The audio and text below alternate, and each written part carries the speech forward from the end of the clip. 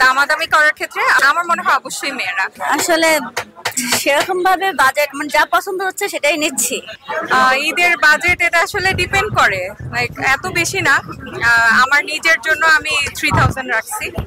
ছেলের জন্য 2টা প্যান্ট কিনলাম, 4টা শার্ট কিনলাম, টি শার্ট কিনলাম 2টা, আর এখনো জুতা কিনা বাকি আছে, পাঞ্জাবি কিনা বাকি আছে। আসলে সেরকম ভাবে বাজেট মানে যা পছন্দ হচ্ছে সেটাই নিচ্ছি। ঈদের বাজার সাধারণত বাচ্চাদের গুলো কমপ্লিট হয়ে গেছে, এখন আমার হাজবেন্ডের শ্বশুর শাশুড়ির ওনাদের জন্য কেনাকাটা করতেই আসা।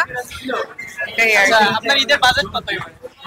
ঈদের বাজেট এটা আসলে ডিপেন্ড করে, লাইক এত বেশি না। আমার নিজের জন্য আমি 3000 রাখছি।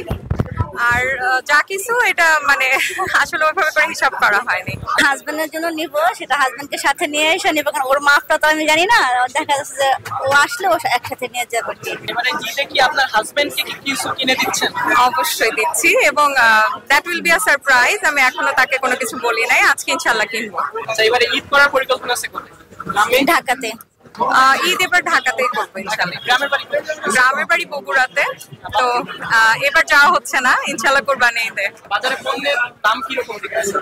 এবার অনেকটা ভালো মনে হচ্ছে আগের চেয়ে। মানে এর আগে যখন মার্কেটিং করতাম মানে অনেক কষ্ট মনে হতো, কিন্তু এবার মনে হচ্ছে না। ঠিক আছে, এবারে বাজারে কালেকশন কি বা পণ্যের মান কি?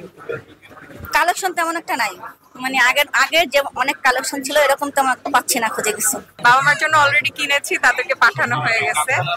বাবা মা, আমার ছোট বোন। দামাদামি করার ক্ষেত্রে আমার মনে হয় অবশ্যই মেয়েরা। এটা কেন যদি একটু বুঝিয়ে?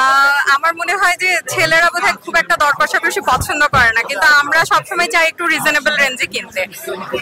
এই কারণে হয়তো দাম কষাকষি আমরা বেশি করি।